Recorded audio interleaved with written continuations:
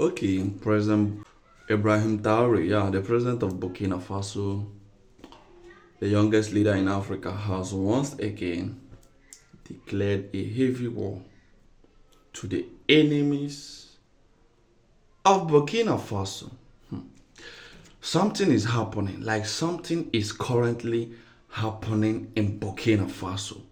Burkina Faso urgently need help. I think there's a lot of bleeding. There's a lot of crisis going on in Burkina Faso. This has resulted the president of the country declaring war to the enemies of Burkina Faso. These are people trying to sabotage his effort to make this country peaceful. Burkina Faso, Ibrahim Traore was left with no other choice than to declare war against his people. Well, just watch this video to understand better.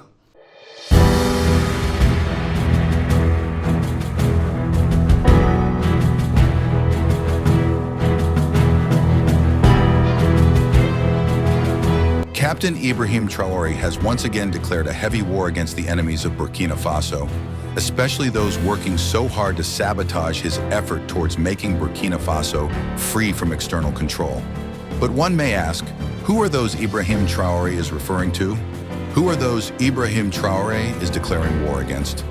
Can Traore handle the outcome of war if one eventually started? Well, stay tuned, let's find out.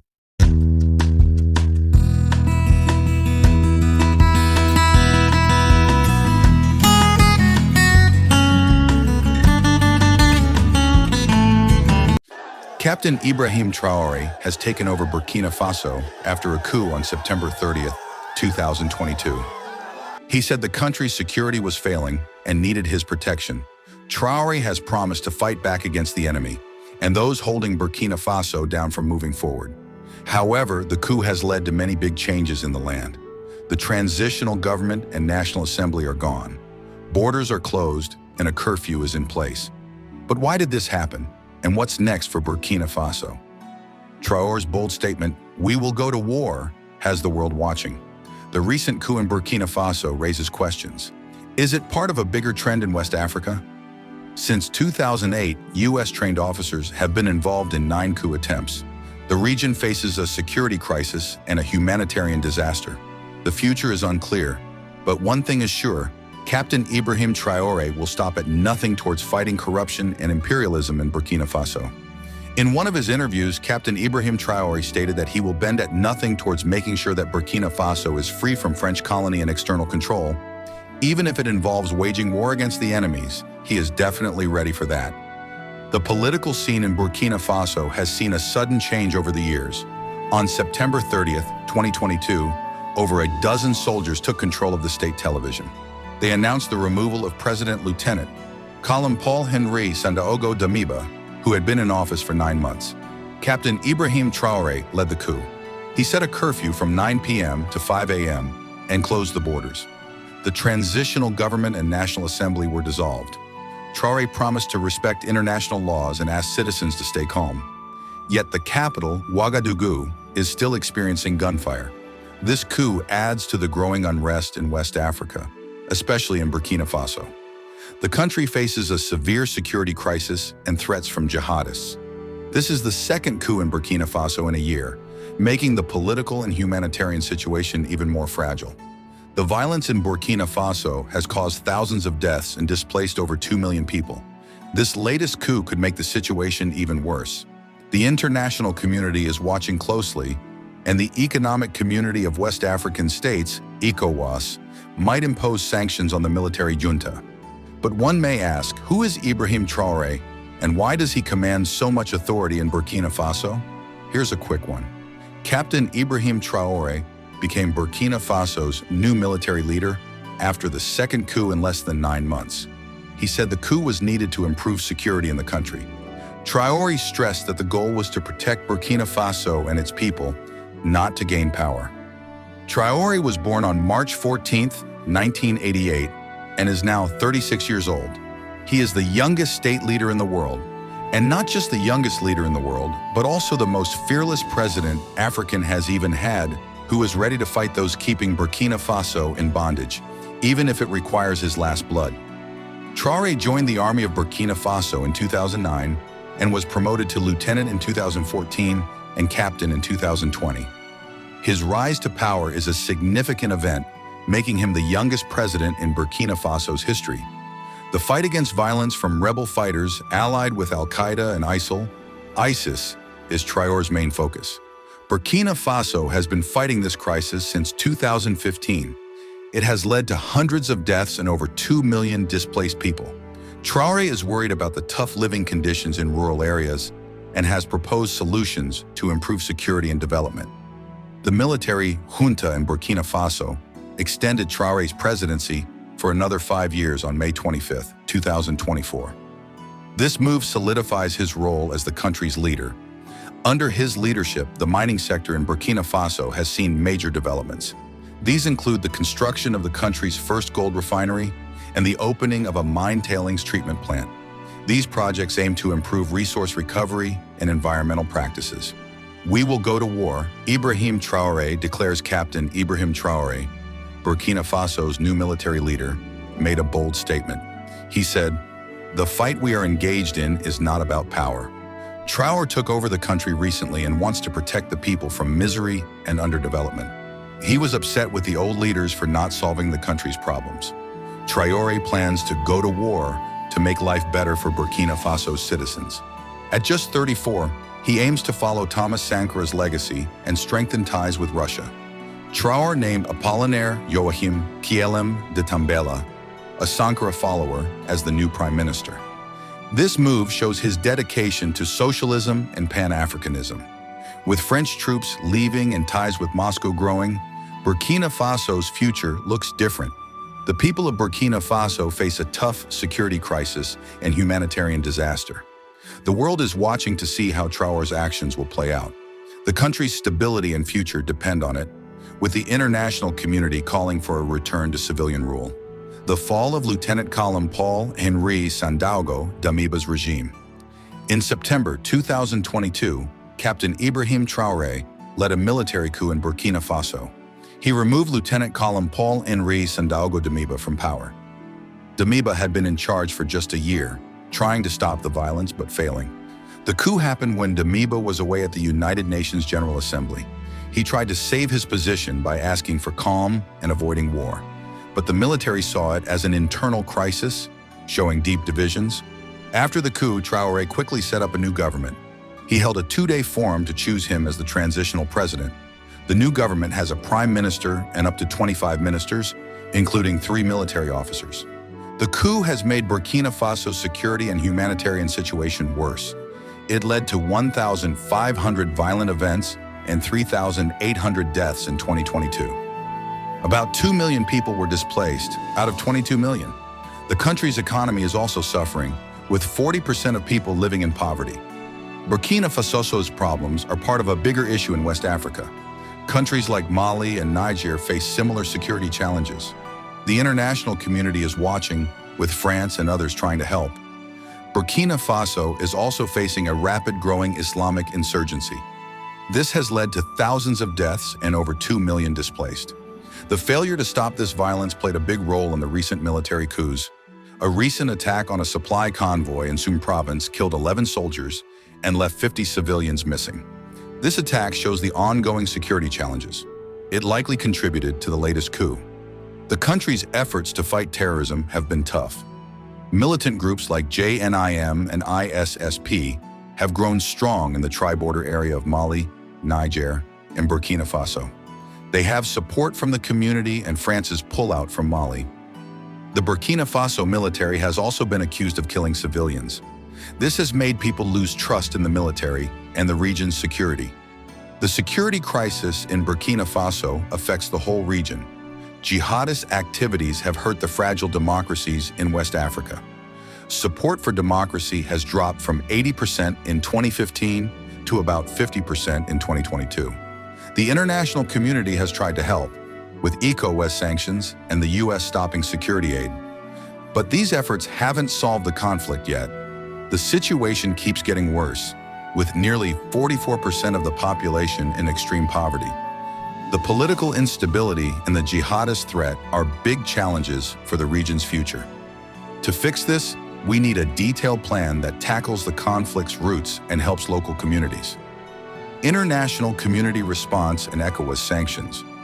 The world is worried about Burkina Faso's growing political problems. The United Nations says the country needs urgent help. They want peace and unity to fight off terrorists and criminals. ECOWAS, a group of 15 West African countries, might take action. They have stepped in before when things got tough. Now they might put economic sanctions on Burkina Faso. These sanctions would hurt Burkina Faso's economy a lot. The country is already facing big security and humanitarian issues. Everyone hopes for peace and a better future for the people of Burkina Faso. The recent coup in Burkina Faso is part of a bigger problem in West Africa. The area has seen many military takeovers.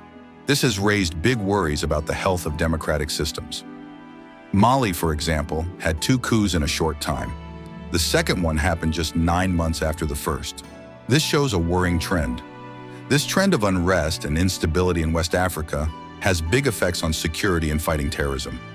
When military groups take over, they often ignore the deep problems that extremist groups face. This makes the security situation worse and destabilizes the area more. Looking at the numbers, Africa had 18 out of 41 internal armed conflicts in 2022 that killed over 1,000 people. Nigeria and Sudan were among the top 10 countries with the worst conflict levels. 8 countries, including Burkina Faso, Mali, and the Democratic Republic of the Congo, had high conflict levels. The international community and groups like the Economic Community of West African States, ECOWAS, need to work together. They must find lasting solutions to the political instability. This will help strengthen democratic systems and bring peace and stability to West Africa. Humanitarian crisis and population displacement. The conflict in Burkina Faso has caused a severe humanitarian crisis. At least 2 million people have been displaced by violence from armed groups linked to Al-Qaeda and ISIS. Captain Ibrahim Traore, the new military leader, has seen the influx of displaced people in Kaya. The UN says nearly 1/5 of Burkina Faso's population needs urgent aid. People in rural areas are eating leaves and grass because of food shortages. The state controls only 60% of the country. The crisis in Burkina Faso is part of a larger problem. In Mali, over 400,000 people have been displaced. More than 4.5 million need emergency food aid. NGOs have reported human rights abuses, including torture and child soldier recruitment. The Sahel region is facing a growing humanitarian crisis. A food crisis affects millions. The area controlled by Islamic extremists in northern Mali is as big as Texas, posing big challenges. The humanitarian crisis in Burkina Faso and the Sahel region needs urgent international action. We must address the conflict's root causes, provide aid, and protect civilians' rights. This is crucial to stop this humanitarian disaster from getting worse. Russian influence and French colonial legacy. The situation in Burkina Faso shows the big power struggles in West Africa. The country faces a security crisis and threats from jihadists. At the same time, Russia's growing influence and France's colonial past are closely linked. People in Burkina Faso are supporting Russia's help to solve the security problems. This is similar to what's happening in Mali. They see France as a destabilizing force, thanks to its military actions and economic control in 14 African countries. Russia's role in the area, like sending Wagner Group mercenaries to Mali, worries many. This shows the fight for power in poor, unstable African countries. They want new options besides Western powers. The mix of Russian influence and French colonial legacy shows how power is changing in West Africa. The region must find a way through these challenges.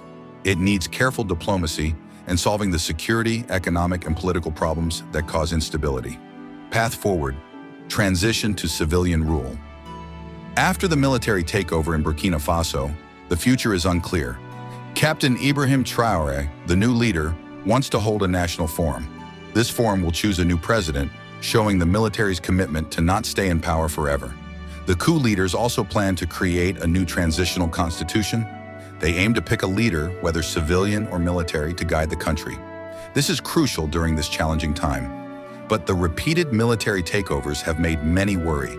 Can Burkina Faso really achieve stable democracy and solve its security problems? Can Ibrahim Traore be able to solve Burkina Faso's security crisis as the country faces a big challenge with extremist groups controlling over a third of its land? More than 10% of the population has been displaced by the conflict. This situation is dire. All eyes on Burkina Faso, all eyes on Captain Ibrahim Traore. The military has set a 60-month timeline for transitioning to civilian rule. They aim to hold elections after that. This long period could help solve the security crisis and build a strong democracy. Yet it also brings risks of more political instability and losing public trust. Well, so far so good. What do you think about the current security situations in Burkina Faso? Do you think military rule is the best compared to civilian rule? And do you equally think Captain Ibrahim Traore is fit enough to solve the rising security crisis in the Burkina Faso? Let us hear you on the comment section, and don't forget to like the video and subscribe to our channel. Thank you for watching.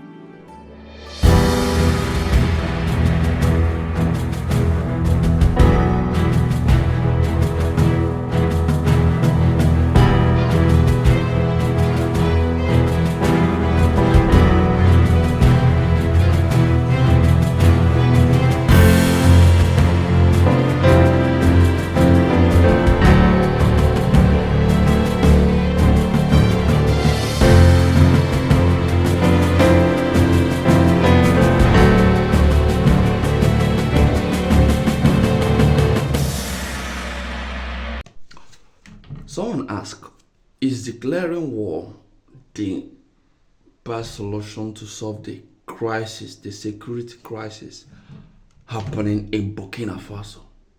That's exactly a question someone asked me in one of the videos. Declaring war in Burkina Faso by the president, a sitting military president, who is meant to oversee the peace of the nation, is now declaring war.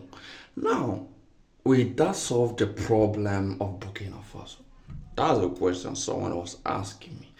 But me, I really don't know the answer to such question. But I think peace got to start somewhere. Yeah. Sometimes when you fight for peace in a peaceful way and it doesn't come, you fight it another way. Whether the ambition of Ibrahim Traore is coming true or will come true, but the point is, this young man is trying his possible best to bring peace and sanity to the nation. As you can see, there's a lot of crises, a lot of killings, a lot of crimes going on in Burkina Faso. And this is what Ibrahim Traore is just trying to do. Trying to see that this country become peaceful, trying to reduce the crime rate going on in Burkina Faso. The best we can do for him is never to judge him or never to criticize him. I mean, which nation in Africa doesn't face crisis or security problems? Which nation in the world doesn't even face security challenges? Sometimes it takes bold decision and bold policies to make things right. And I think this bold decision is what Ibrahim Traore has decided to take in whichever way he goes. We Africans will definitely support him, and I believe that the people of Burkina Faso are definitely standing with him. God bless you for watching, and I wish Burkina Faso nothing but the best. Peace and love to all Africans. Thank you.